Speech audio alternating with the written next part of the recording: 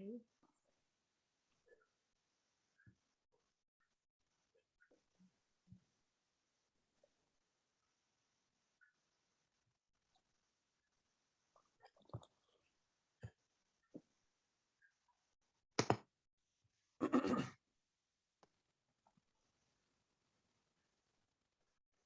Hello all, we're just waiting a few minutes to have couple of everyone minutes, yeah. in. Welcome all.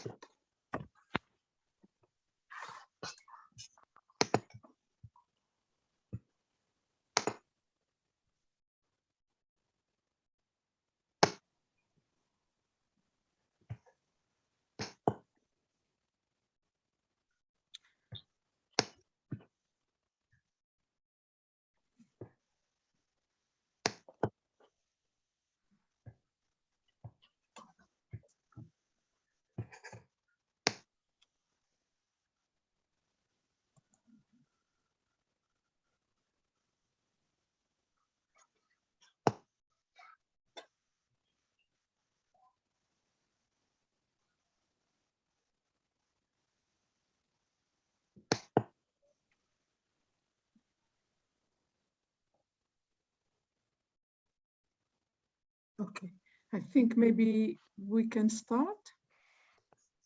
Yes. Hello, everyone. Good evening or good afternoon, wherever you are.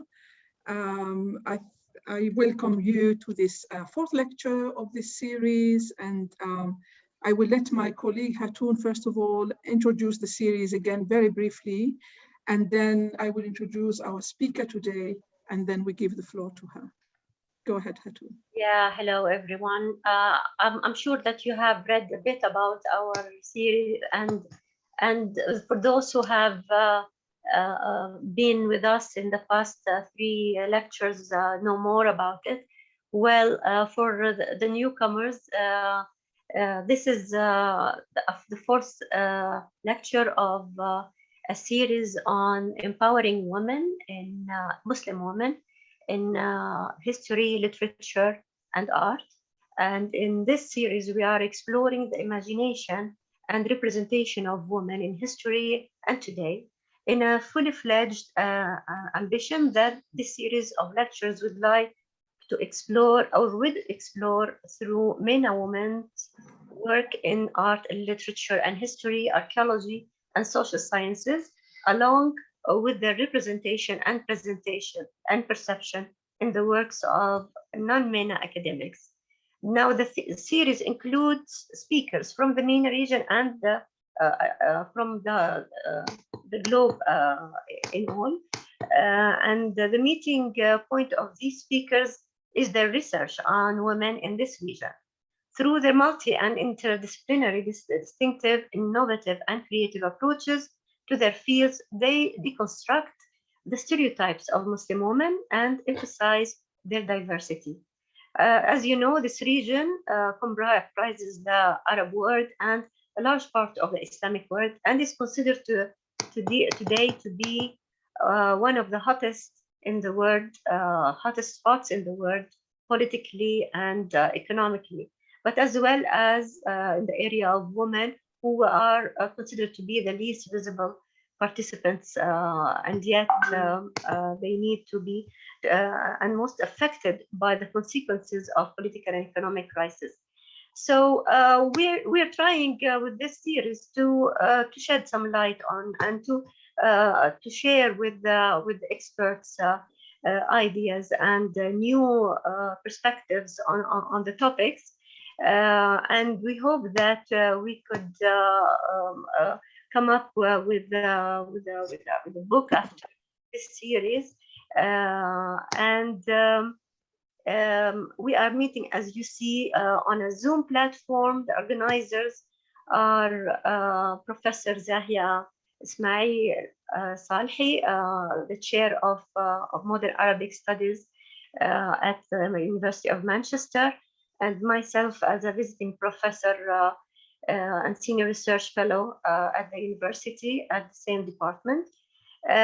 We both welcome everyone, and we are very honored and happy to have you engaging with us at this very important topic. And I'll give the floor now to Professor Zahia to introduce our Reverend lecturer. Thank you very much, Fatoon. I'm in fact very, very honored and very happy to have with us today Professor Fatima Siddiqi. She's very well known in the Maghreb region, especially. She's a leading feminist, and I don't think my words will really be enough no matter what I say. So I will be brief. Fatima Siddiqi is a senior professor of linguistics and gender studies. She's affiliated to the University of Fez in Morocco.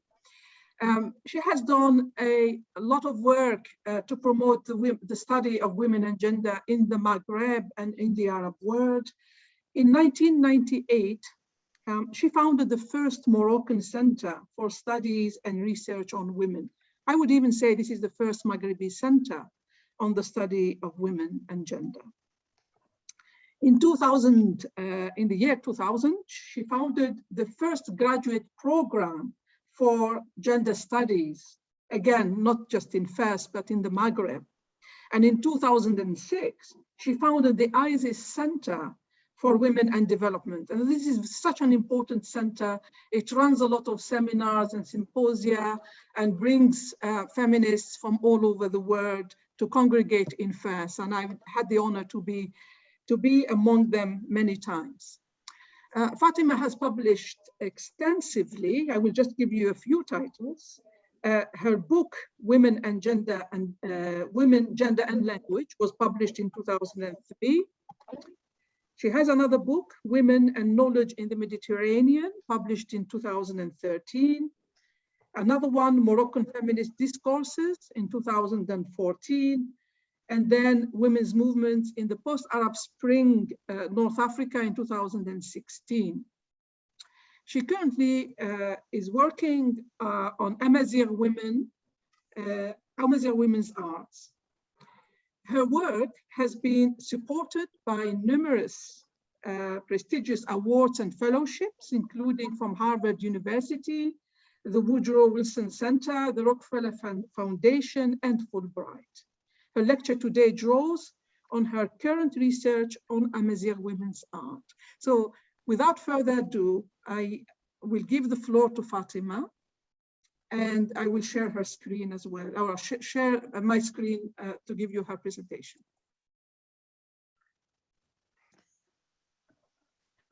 Hello, everybody. Do you hear me? Yes. Yes, okay.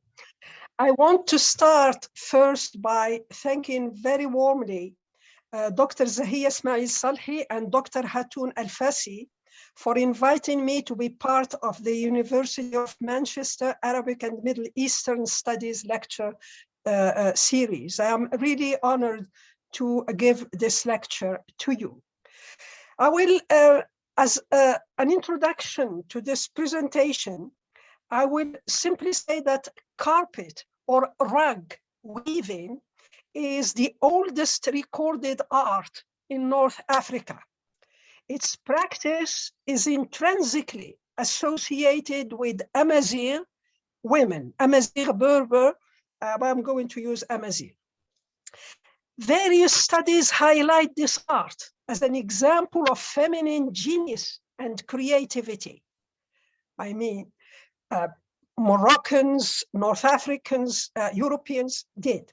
I start from this fact to make the point that Amazigh women's ancestral art may well be at the source of the codification of the Amazigh language in the absence of linguistic records. What you see here on the screen is the Amazigh population. This is screen number, slide number 2. Number 3, if you see it, that's a map of Amazigh languages, which are still used today in everyday life. the following slide, and we're going to stop for a while there, slide number 4. Hatun will show us. Yeah. So let's stop and look at, these are pictures that you can easily find. The designs include triangles, if you look at them, inverted triangles, arrows, snakes, diamonds. This is also the following slides. 6 and 8 pointed stars, axes, as well as plants, flowers, eyes and hands, all of which, according to women themselves, they don't say the word metaphor, but it's what we explain as researchers as metaphors of fertility, sexuality, the next slide also, spirituality, and protection from the evil eye. These are widely studied as carriers of powerful cultural symbols. Okay, can we look at the following style? Yeah, this is also, these are examples of the symbols. So symbolism is also achieved by these women through brightly colored designs, which carry meaning. For example, the red color represents strength and protection. Blue color represents wisdom. Yellow color represents eternity. By the way, I'm myself Amazigh, and my tribe is called Aitora, which means yellow color, eternity. And the green color means peace. In my 2014 book that my friend Zahia kindly mentioned, Feminist Discourses, I called for the inclusion of this aspect of feminist expression in the Maghreb. I called the absence of Amazigh symbolism the big absent. I also argued in that book that the symbols in carpet weaving, the most recurrent ones are, I want the next slide, the circle, the triangle, and the horizontal line. The picture on the right of my screen. Okay, the circle, the horizontal line, and the triangle.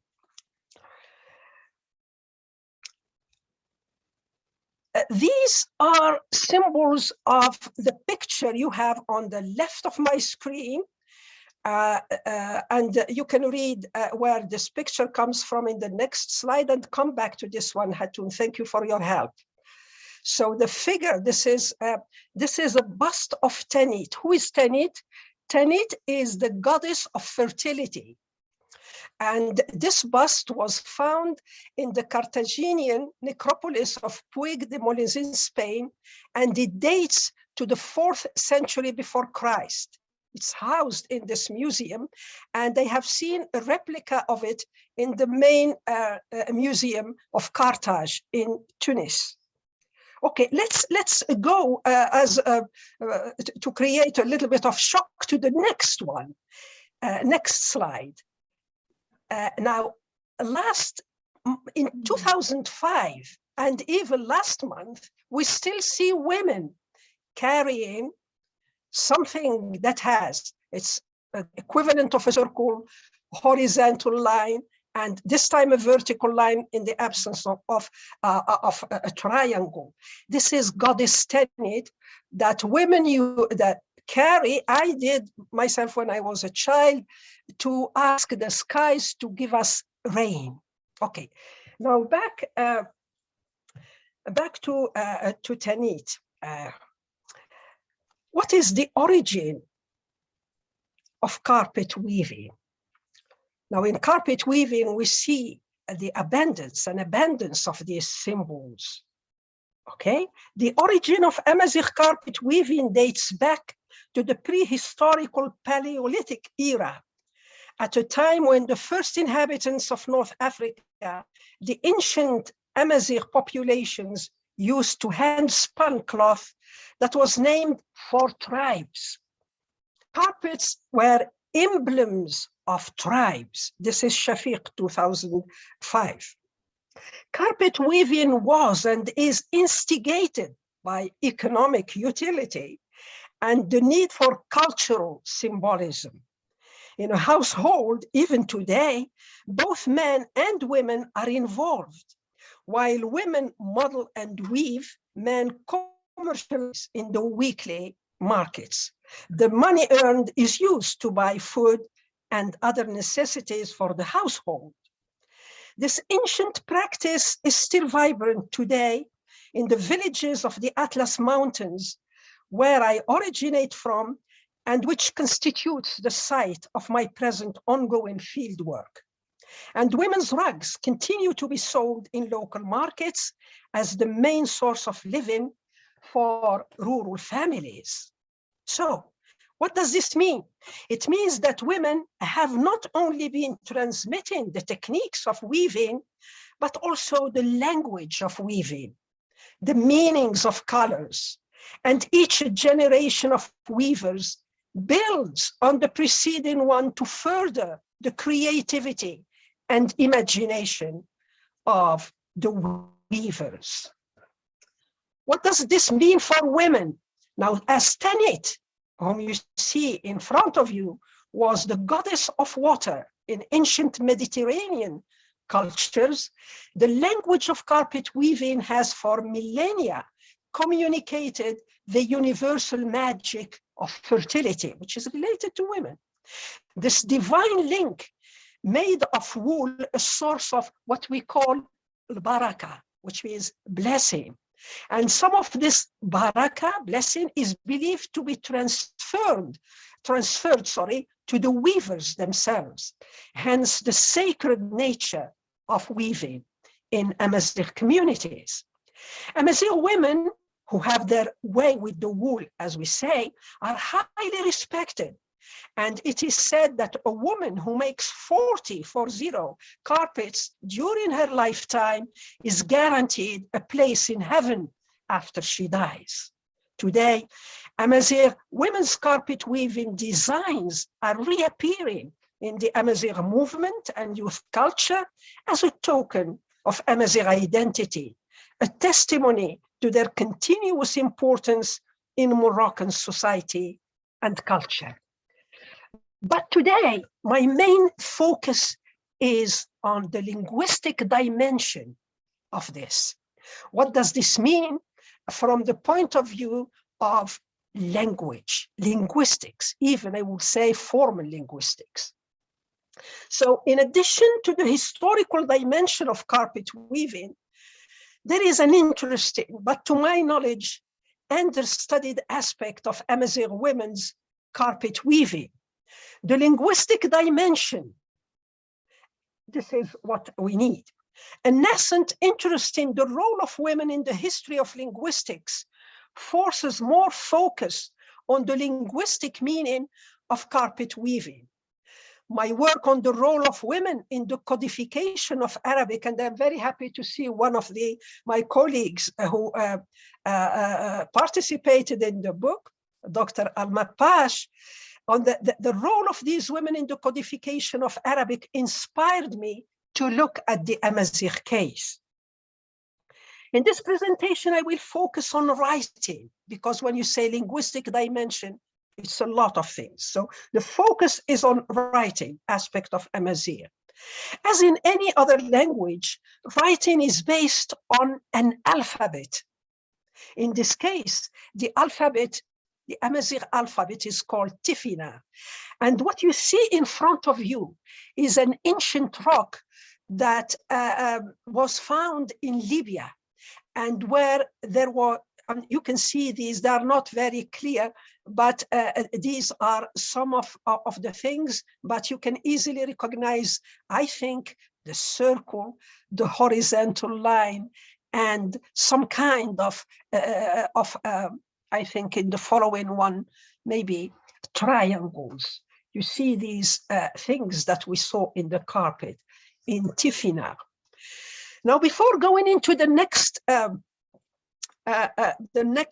slides, I want to take just a couple of minutes to say something which I think is important in this presentation. there are three striking facts that really pushed me into this. First, the Amazigh alphabet Tifinagh script is amazingly tenacious. It wouldn't go. It's still there. I will say more about it. It has never disappeared along the centuries, despite the fact, and this is the linguistic bit, that it has not been historically used very much and not for long texts. So, question mark for a linguist. The second one, in linguistic theory, especially in the archaeology of language, the time span between the adoption of an alphabet and the standardization of a language, that is when you make a language, a standard language, with a lexicon, with lexical items and grammar, the time span between the adoption of the alphabet and the standardization of a language is usually long. And this has been shown by many historical linguists. Yet in the case of Amazigh, the standardization of Tifinagh, and I'm going to show how it has been standardized, and the standardization of Amazigh happened almost simultaneously. And the third fact is, in spite of its physical evolution, the foundational designs of the Tifinagh script have not been destroyed. So let's have a look at the following slides. If you don't mind, Hatun, more examples. I will just say this is another rock from the east of Libya. You see a little bit some evolution there, more characters. The next one, another one here, where you see a combination of those alphabet letters plus the beginning of some drawings there, but they are recognizable. The next one, Hatun. And we stop here. Now here we see an image appearing. Let's stop here. So Tifinagh, which is the alphabet, is the basis of writing in Amazigh. According to research in linguistic archaeology, Tifinagh is one of the oldest forms of writing that has existed for 25 centuries. And it is one of the few scriptures that resisted the hegemony of other more powerful scriptures that supported hegemonic civilizations that succeeded in North Africa, such as the Greek civilization, the Roman, Byzantine, and the Arab civilizations. The strength of this alphabet resides in the factor of Amazigh's identity. Somehow, it's at the center of this identity. It originates from the graphic symbols on rocks that we saw in the slides, up to this one. Now, beyond their decorative function, the geometric shapes and some drawings and Tifinagh signs have special meanings, and they convey cryptic messages that reportedly only women held the secrets of. We started to do this a little bit in Women Writing Africa, but we didn't have the space to show that women, especially the Tuareg women, they used these Tifinagh symbols on sand to send messages to other women or men. I admit that we need more research here. So Tifinagh was the first, as I said, used by the Tuareg to write short texts in Tamashek.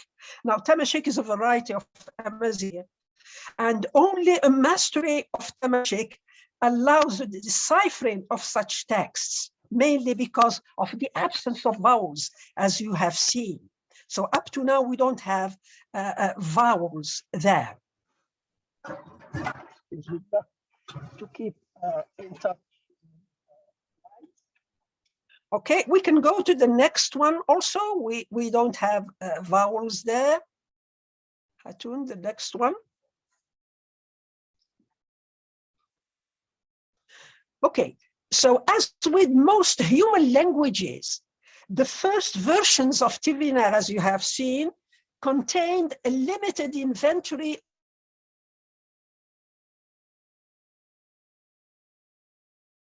language and other written languages, especially Phoenician, was a positive factor for the improvement and between quotes modernization of the Tifinagh alphabet. We stopped there for a while. So the original Tuareg Tifinagh was subject to several revisions, the most important of which are called the former Sahara, the Libyan, horizontal, Libyan, there are two types, and the Berber Academy Agra in Paris. Now, to make the link between carpet weaving and Tifinagh, we need first to highlight the link between tattoos, because of the coexistence of some, of some work here. So I'm trying at the stage of my ongoing research to follow whatever concrete I have. So show us slide number 18, Hatun.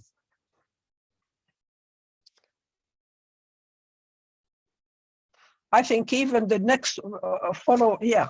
You can go and we can stop there. So you see the appearance of those little diacritics that before that one, those little diacritics that you see over the consonants in the previous slide are that is the beginning of vowels that appeared. So people started to use these Tifinagh symbols, this one, then they started to use it to decorate doors like the one you have just shown us. So the increase in contact, as I say, with other languages has created this. So what is the relationship between all this information and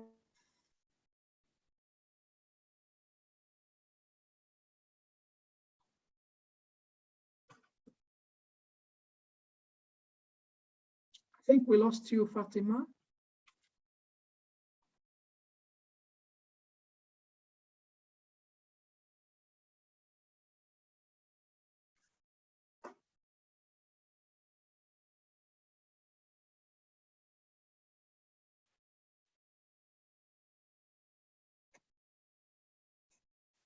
I think we lost Fatima. Just bear with us. She will come back. It must be a problem with internet, her internet connection. So please bear with us.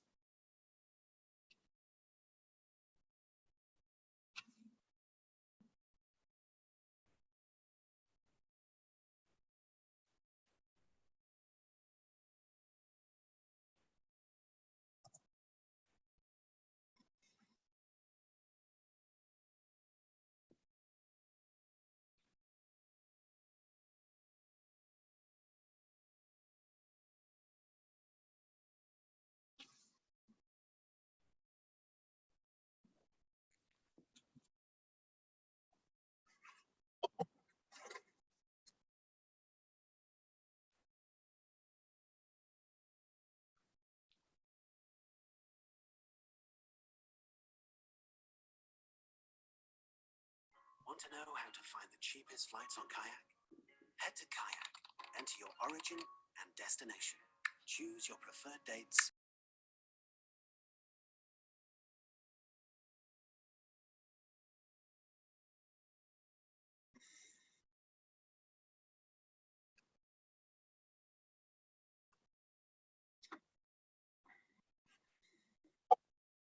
Shall I just stop share for a second and see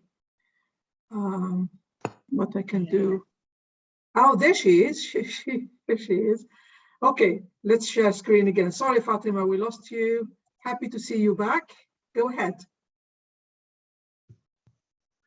Fatima?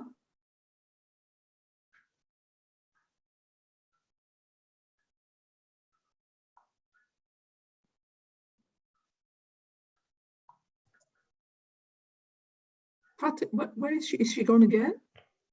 Fatima, can you unmute yourself, Fatima? You need to unmute yourself. There you go.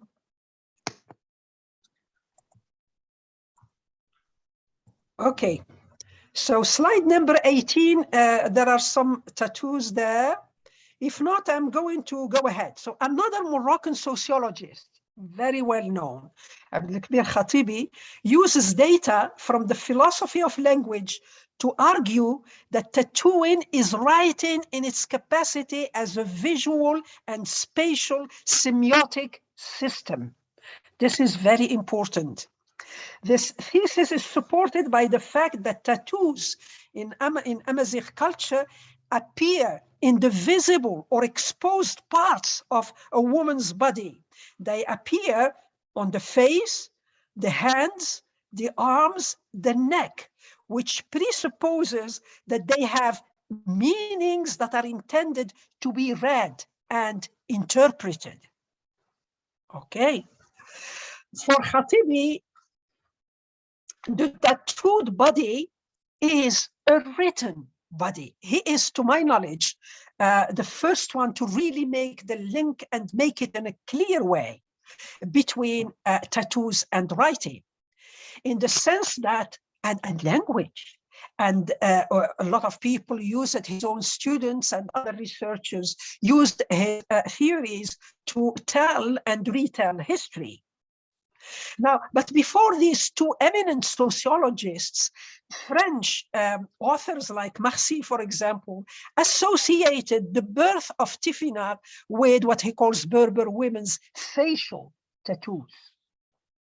Okay, now, building on this, I suggest that whereas tattooing is part of a socio-cultural language that assigned to women the preservation of memory and historical heritage, Tifinagh is more related to writing in linguistics as a linguistic thing. Indeed, while the utility use of let me say this again. Indeed, while the utility use or the utility of carpet weaving is more related to men than women, the women are more associated with the communication aspect of the designs on the rugs or carpets. Communication. And it is like a letter coming out of her hand. It will be read to other families. So I don't have time to go into this, but there are avenues of research that associate communication, linguistic communication, to women and to the designs, to tattoos, because the designs, they migrated to tattoos, to jewelry, to other things. Further, writing is linked to speaking. Semioticists such as Julia Kristeva in 1969, she considers writing to include voice and body language. What a beautiful starting point there. So writing contains voice, contains body language. So traces of tattooing may be read as speech of some kind. Now, these two views are important for the argument I am making. Tattooing recuperates the older carpet weaving designs, as the pictures show. They embody women's writing and speech, and they bring them together in Tifinagh.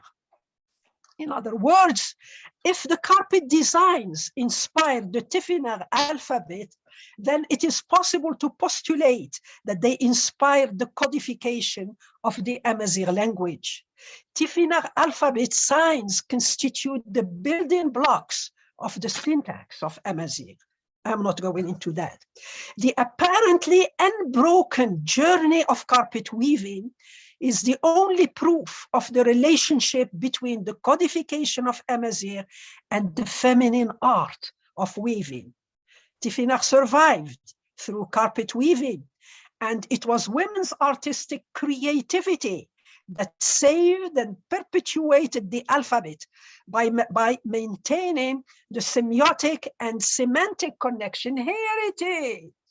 So you see the old tattoos on my, you can easily recognize them, the hand and the neck, those are old. The two young ladies, this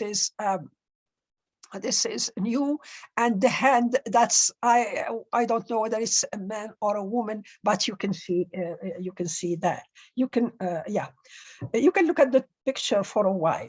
Let me finish this idea. So Tifinagh survived through carpet weaving, and it was women's artistic creativity that perpetuated it by maintaining the semiotic, renting, tattooing, etc., and semantic connection between Tifinagh and carpet weaving.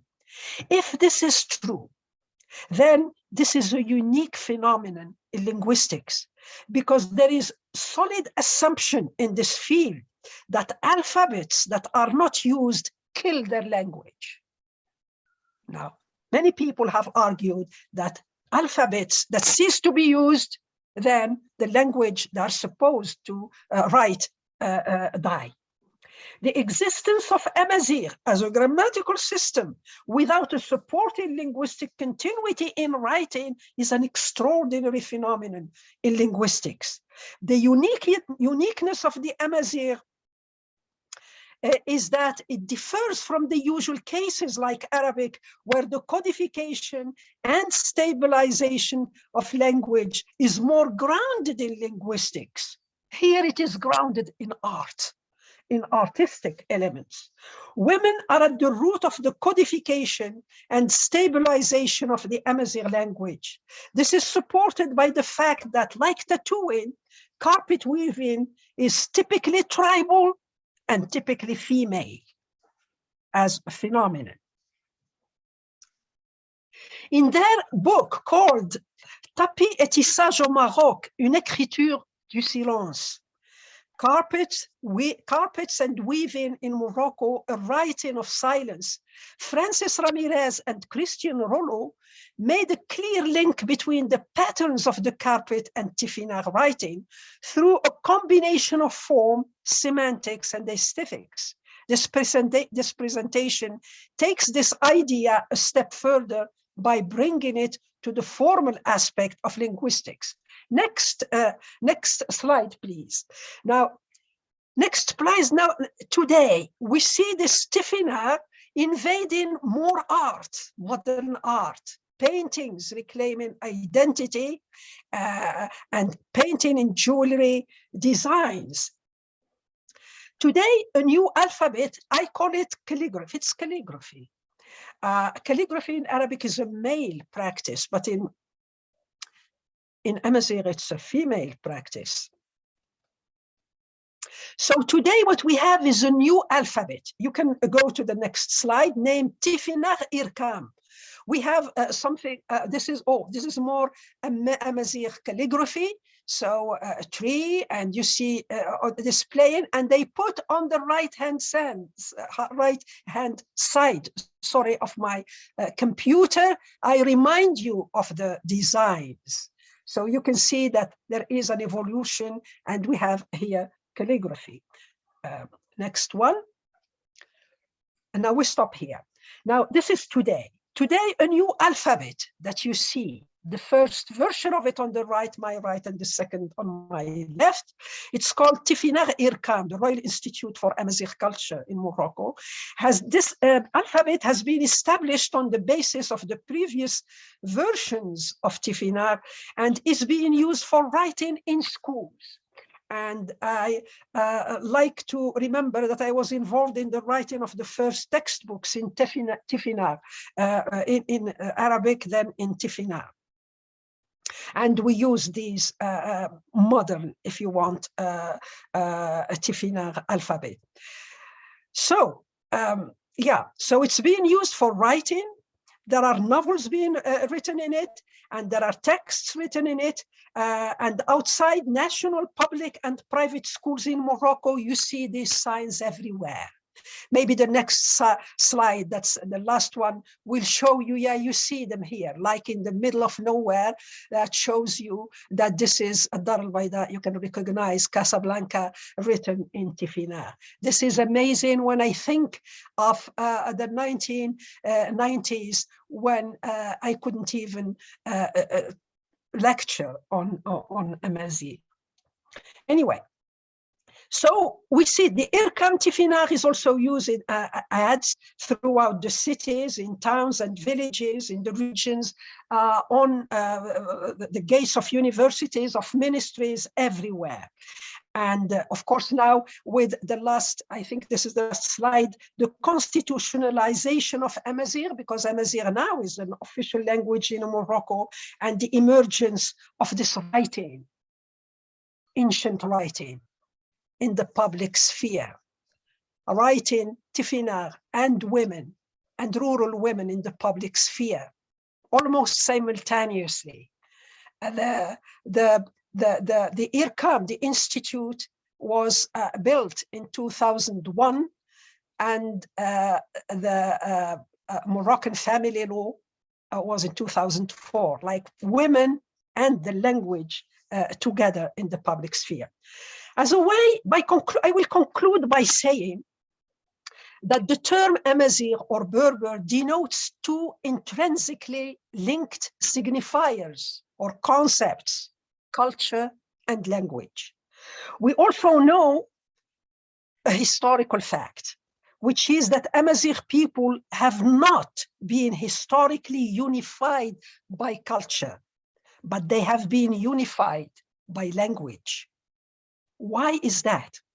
Because the successive invaders of North Africa, from the Greeks to the Arabs, sought to integrate the Amazigh populations into these powerful cultures.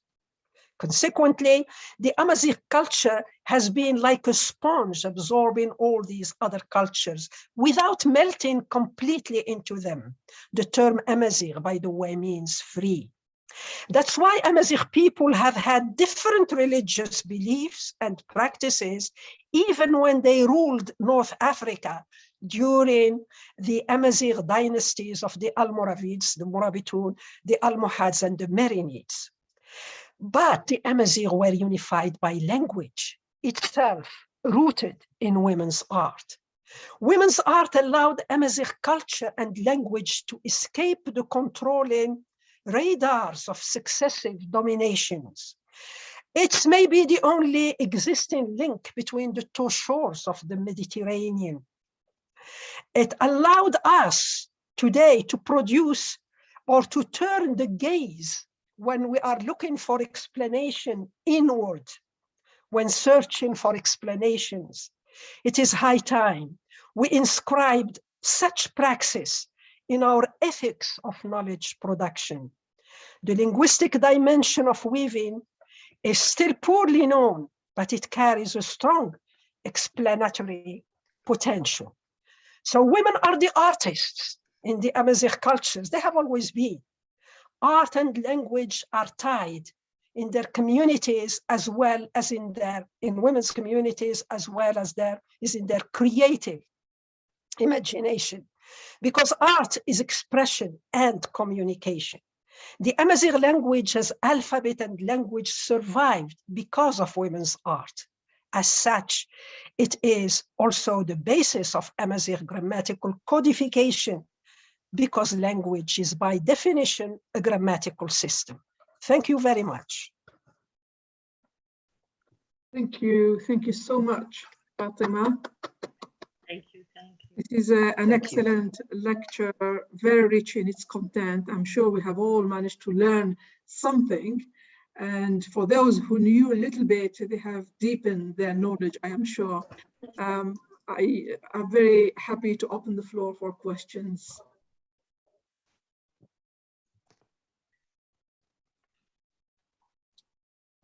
Maybe I should go to gallery view to see whoever. Please use the reactions window in order to raise your hand.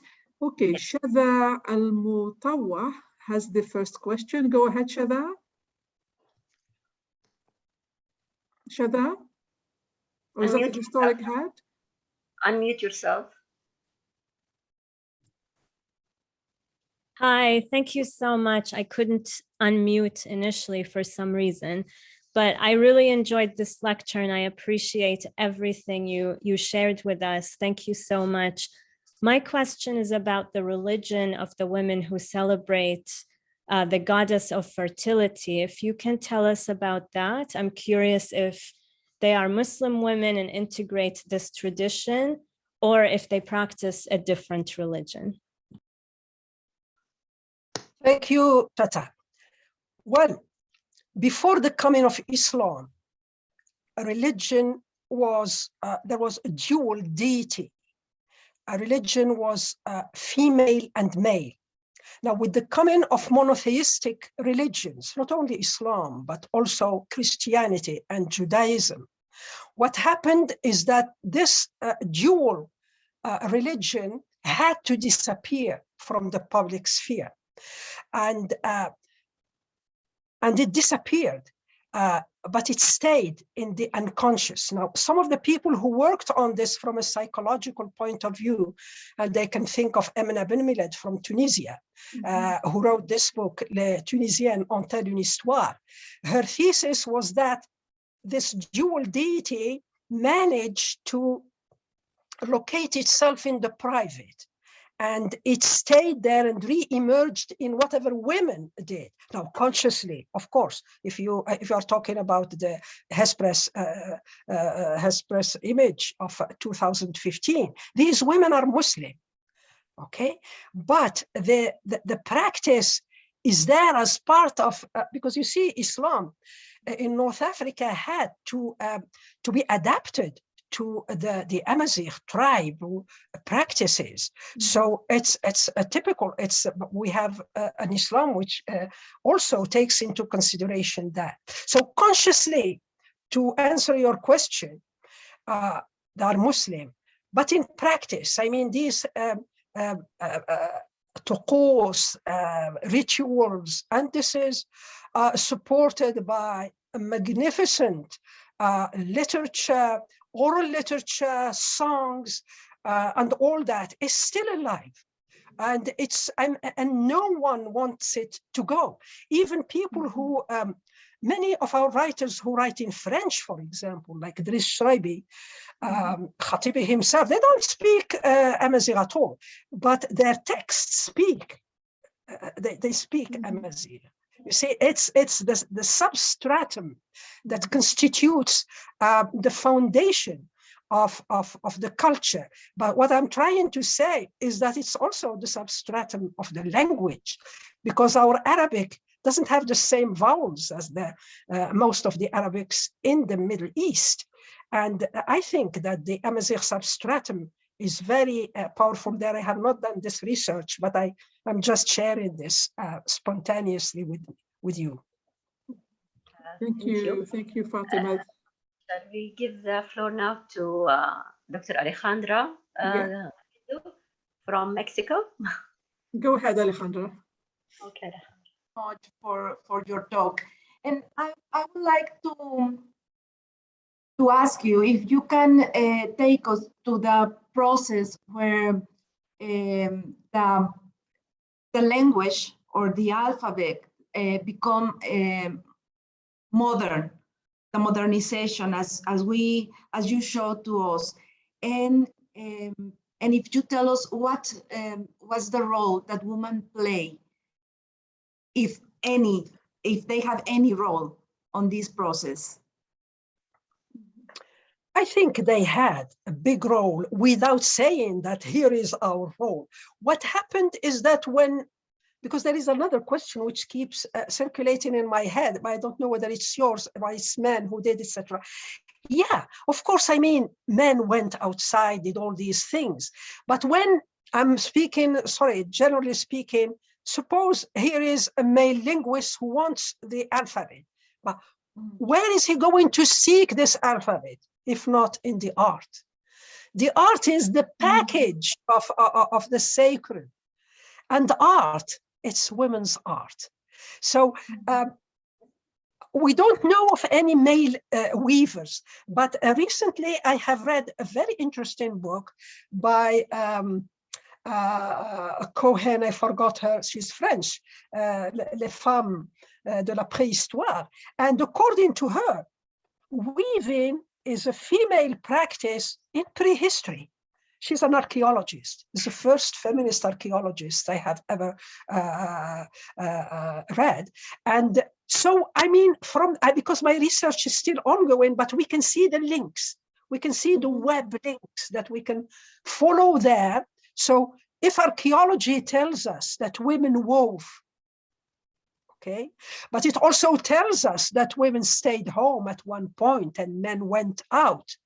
So what happened is that these men who went out, in order to make the alphabet, an Amazigh alphabet, they needed something Amazigh. What else could they find apart from the designs? And the designs that are still in the rugs. Thank Yeah, you. I know that. Okay, I mean, thank you. this field needs a lot of patience and work. I know.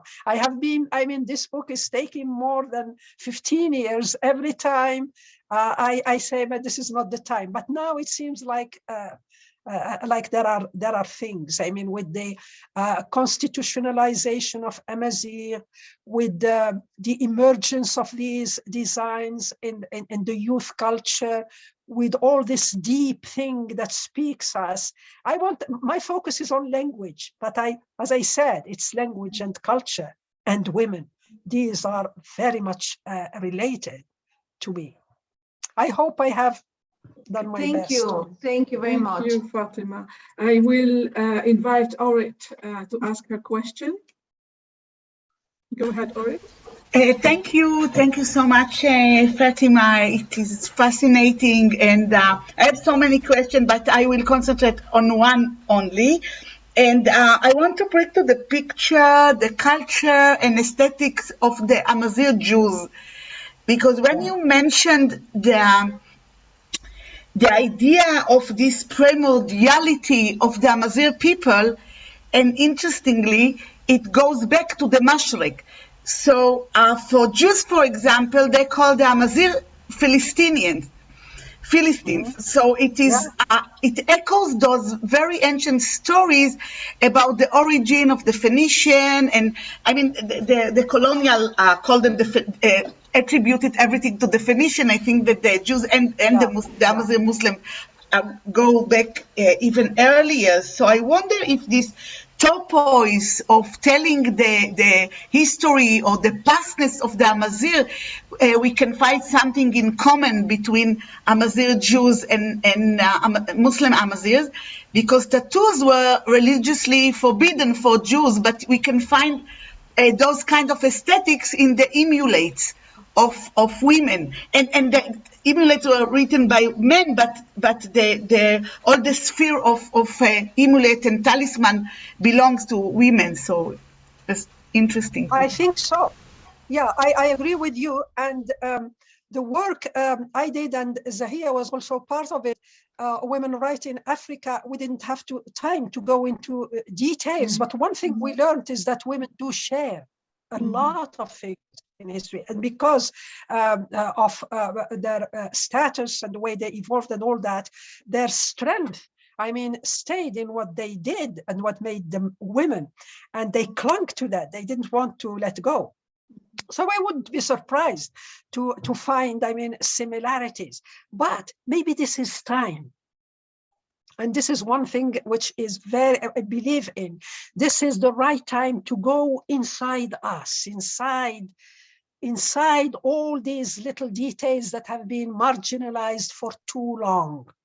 And as you say, not attribute everything to the Greeks and Romans. I am sorry, I don't want to disappoint here everyone, but it's just a feeling that maybe this trying to decolonize the way we look at knowledge production and look at women. I still use writing because that was my entry to all this, but the art is what it is. I mean, it's And I'm going to confuse you a little bit more because in parallel to this, I am also very much interested in the ideology which is becoming radicalized. And I say that maybe it's the absence of art. Art is universal and local, and it allows you to go deeper, and it escapes the radars.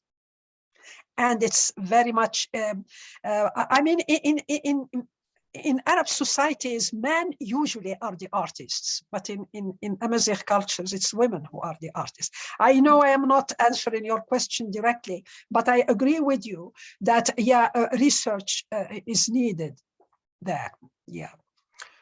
Between East and West, East and West women, or West women in the East and West, in the Mashriq.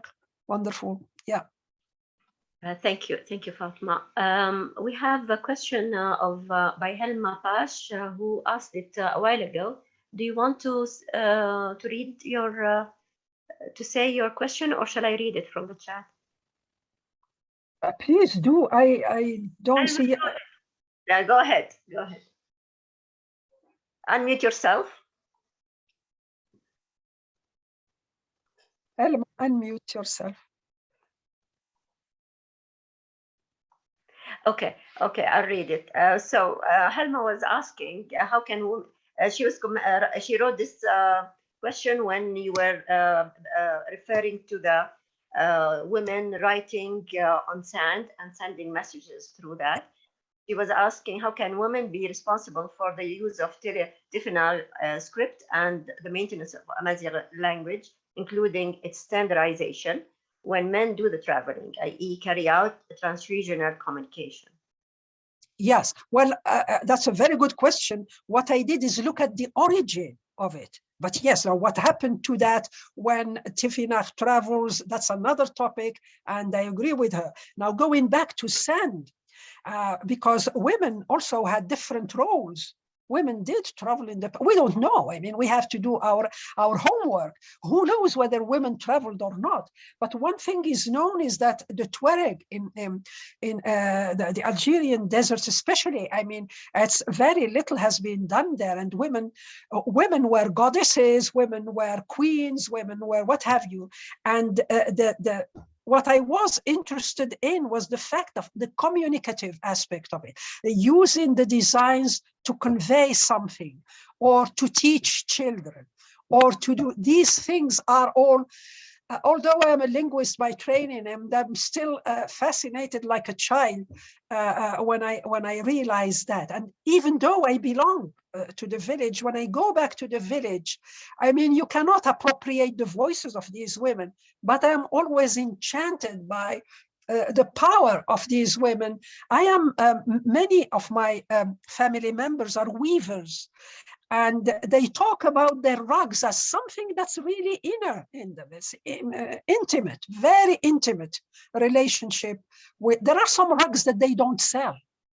Can you believe that? They said, this, I'm not going to sell this rug. Interesting. So yeah, I am sure, I mean, it's very difficult to say that just men, women will have, like in complementary distribution, men will do this, women will do that. I am sure, I mean, this is family, community, and as I said at the beginning, it's men, women in the household. But still, I mean, if you look at the origin, however way, in whatever way you slice it, the origin is art, and it's women's creations. Yeah. If I transfer just this one idea, I would have done my job for the time being. Thank you, Fatima. Yes, go ahead, Hatoun. Yeah, is there time for my question? Yes, please, of course. Okay. Fatima, I have actually 3 points. Okay, yeah, I mean, the whole lecture is just fascinating from all directions. I can't I can't express myself. But in between, I had some questions related to different periods that you referred to, because you took us from very ancient to the very modern. when we go to the ancient and to Tanit specifically, now Tanit is a Phoenician Carthaginian goddess of fertility. I just wonder what is the relationship between her and any equivalent goddess that the Amazigh had, and whether the story of Elisa coming from Lebanon and having all this story in and building the state of Carthage and the culture as a goddess as well as a queen, has anything to do with her? Did she take anything from the culture that was there? That was there anything that was mixed together, or did she import anything, or everything was just exported? This is one point. The second one is related to the inscription, the writing, especially on the rock art. As I was looking at it, the rock. Can you say the rocks? The rock art.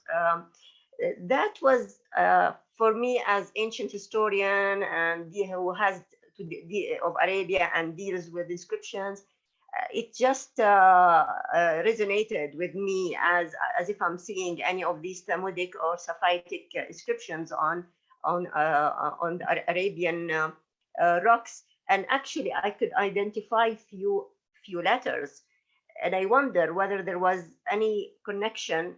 I have to research it myself, but I was wondering if you have any idea, if you heard of anything, because there were, like, for example, these letters. I could identify them as ancient Arabic or Musnad of Southern Arabia.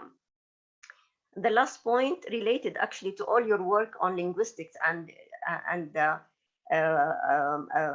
women codifying, participating in codifying Arabic language, and where are they from the patriarchal language that we are still burdened by today? For example, when you can't multiply, you can't use certain words for women, or certain professions, because, well, the Arabic language doesn't accept the word udwa, or it has to be udu hayat, I don't know what. Especially all these professions, they have to be masculinized and can't be feminized, because we have to stick to this language, which is, of course, patriarchal. And that's it. Very hard questions. Great question.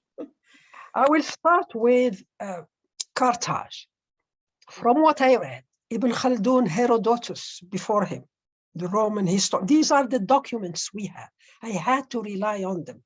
They called North Africa from Siwa in Egypt down to Mauritania, a Berber land, Al-Barbar, Barbaros. That's why the youth now want Amazigh. They don't want Barbar, because the Amazigh never self-identified as Barbar.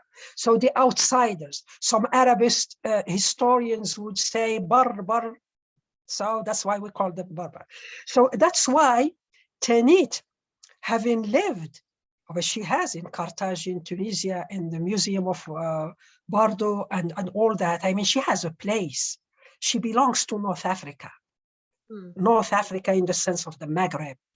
That's why other people who are the historians working on the origin of Amazigh in the Maghreb, I mean, they position her as a Berber figure or whatever. So I took it from there. Of course, this is a presentation, but in writing, I agree with you. All these things need to be linked. Now, why have I looked at Tiffy? Now, I looked at the patterns. In the rocks, this is Libyan. Now, Libyan is a virgin land. People don't know much about what happened in Libya. And Libya, even today, even before the chaos, has never been unified. It has a lot of oil, but it has never been unified because of the strength of its tribes and the division. You have 3 Libyas, but the rocks, I mean, there is a consensus that those designs on the rocks are related to tribes, are related to the designs on the carpet weaving. This is not me, this is Shafiq, another, if you want, someone who has spent all his life doing just that. And the father, we call him the father of modern Amazigh linguistics. So I took that from there. Now, going back to Arabic, or why not even Amazigh, patriarchy, you and I agree on this. We agree on this. Look at just in Arabic, you have all the marks for the female and male, even in the dual, akala, akalata, and yet, as you say, and yet it's, well, first, Arabic for me is a father language. It's not a mother language like Amazigh. It has its own trajectory. It's not spoken by women to their children. But it has played this role of unifying at the public, powerful, influential, what have you, political level. Okay, now what I said in the article that I circulated is that in spite of the fact that many grammarians, not only Ibn Jinni, but Suyuti, there are canons in grammar. All of them say we have been taught by women, but they don't recognize women in the canon. This is why I wrote that piece, because I spent time looking at how all these acknowledgements of women in the codification, they say it in the codification of Arabic, and yet not at the level, because, but here, patriarchy, as you and I know, it's not only man again, it's men and women. Yeah, women can be patriarchs also. It's the, if you accept them as communicators, they transmit. As communicators, they are also transmitters. So these are my vague answers to your very profound. You are pushing me to do more work. Thank you. Thanks a lot. Fatima, do you allow us to take a couple more questions, or shall we close? You can see your lecture is so interesting. So many questions are coming in. I have just warmed up now. It's just. If I may ask Adi to ask her question, and then there's another one in the chat by Barbara, and we close after these two. Okay. Thank you. Hello, Professor Fatima Siddiqi. It was a pleasure to be here. It was so fascinating to hear all the stuff. So I have a lot of questions, but I will ask you about the similarity designs between the different tribes. If you see a connection between the tribes, because you told us that there are like different tribes according to the language. So I would like to know that. Thank you so much. That's a nice, very good question. Now, late Fatima Mernissi, let me link it this way. In her novel, Dreams of Trespass, she spoke about her grandmother, who was Berber, which called her, so it was Amazigh and so on. But this was a novel, and she stopped there. But towards the end of her life, she went back to the weavers and lived with them. And according to her work here, because I did some work with her there, the difference is there because of evolution, modernization, Arabic, commerce, trade, and all that. But the typical Teznacht, atlas, rugs are the typical ones that show a patterned homogeneity. It's a village called Teznacht, where late Mernissi lived herself. And it's there that you see. So my answer to you is, yeah, there are many designs, but there are foundational, it's like the alphabet and writing. There are some designs that are recurrent. For me, as a beginner in this a long time ago, it's the circle, the horizontal, the triangle, sexuality, and all that. I went into that as well. The triangle, the horizontal line, and looking at the sky, fertility, women, these are recurrent. But other people looked at other designs. But if you look at the carpets or rugs, as producers of designs, they differ on the surface, to be a good linguist, on the surface structure, but deep structure. They share a lot. Yeah. Thank you very much, Fatima. Barbara's question was about whether we use these designs in clothes like shawls and dresses, but Barbara had to leave. She has another obligation to go to, but briefly, Fatima, and then we close the designs for Moroccans, whether they are Arabophones or Amazigophones, they consider deeply Moroccan. They like them, find them in painting. Bilkahia, a painter, uses them. And the designs, they appear in calligraphy, in painting, in kaftans. The first Moroccan MP who spoke Amazigh in the parliament, and she was wearing a gown with tifinagh in it. She is a poet.